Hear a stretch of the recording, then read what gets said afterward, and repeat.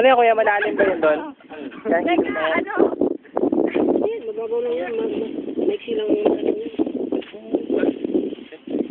Saan ka maliligo dyan sa baliw ka pala eh. Saan? Saka magdadala ka ng sabon.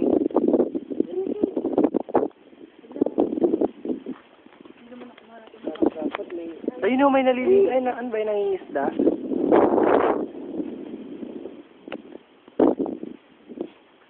Uy, di mo klaro. Ulit, ang pangit mo eh.